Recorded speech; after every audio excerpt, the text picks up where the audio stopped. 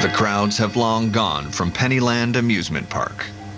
The band has packed up. The revelers gone home. An eerie silence has replaced the sounds of laughter as the buildings await the Wreckers Ball. The strangest moment of my life actually happened here. I do a lot of exploring, and I came across this abandoned amusement park. And I noticed that there were some lights on, so I came in to see if there was actually anything happening.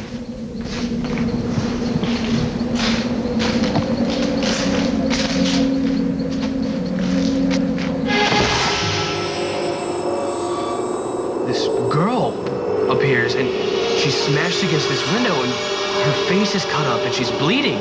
She really looked like she needed some help, so I go to see if there's anything I can do, and this guy's in my way. And then I see that he has a knife. So he starts coming for me. Then all the lights in the gazebo go out.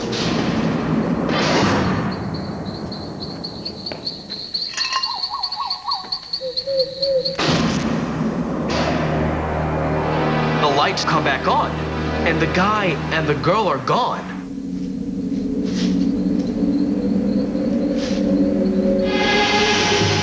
All that's left was this bloody handprint. And it disappears right in front of me.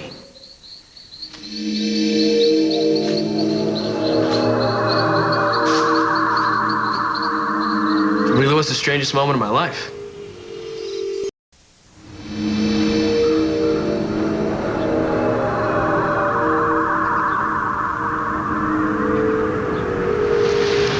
Standing here in Pennyland Amusement Park, which is now abandoned, but during its 25 years of operation, over 200,000 people walked through its gates to enjoy its rides and amusements. Behind me is where the Ferris wheel stood. It was as beautiful as anything on Coney Island, but there was a terrible accident in which several people died, and the park had to shut down. Later on, something even more bizarre and dark occurred. The abandoned buildings of Pennyland became the setting for the most horrible of crimes, perpetrated by a madman. Well, when you join the police force, you have an idea of what you might encounter when you're on the job. One night I got a call. It seems somebody found a body at the old Pennyland Amusement Park.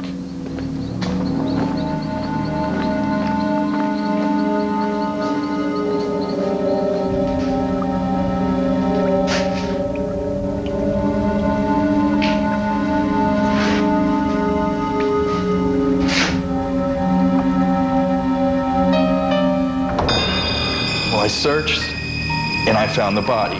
Obvious overdose, a vagrant, next to the toilets.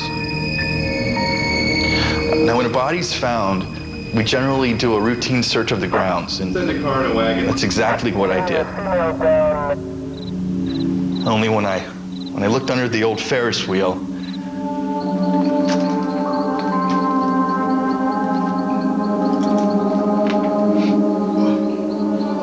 what I found next.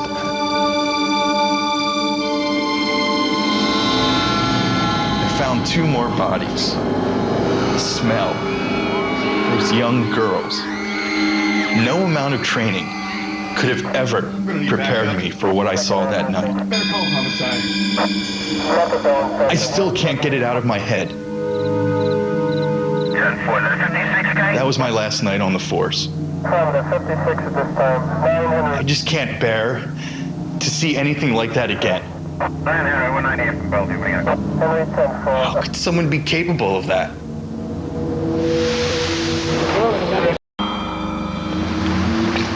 Arliss Stanton was a career criminal with a long arrest record.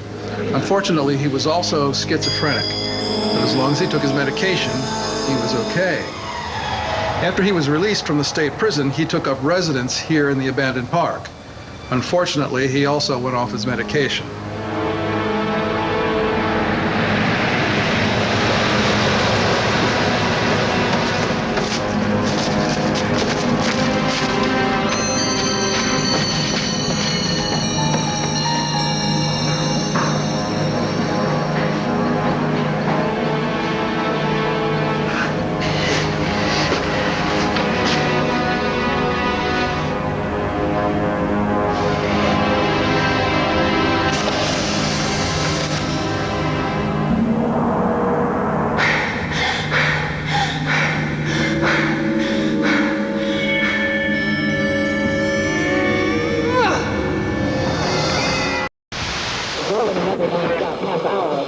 his victims were dancers at a local gentleman's club.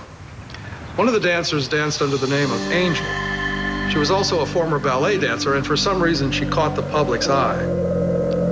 Hers is one of the spirits that haunts this park. People have come to refer to her as the Angel. So, I was walking in the woods by this old abandoned amusement park at night. I saw this vision. It was a woman, and she was beautiful. She was the most beautiful thing I've ever seen.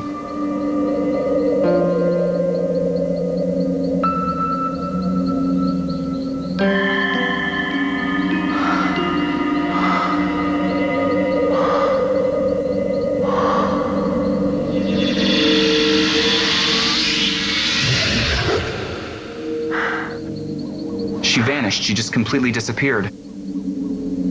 I don't know where she came from, and I don't know where she went. There was a window, and I went to look in the window, and she was hideous. She was covered with blood. She was clawing at the window panes with her hands.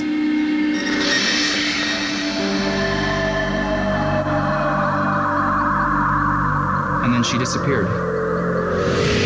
And I was terrified, and I fled.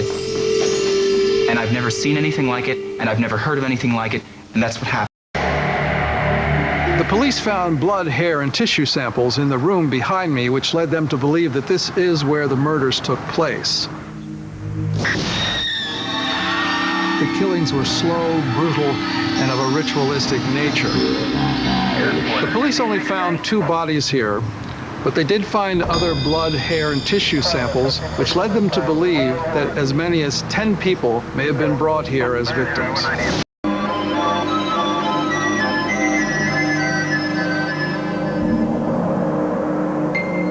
The evidence gathered by the paranormal research team is still being studied, and we hope that the evidence will lead to the identification of some of the other victims.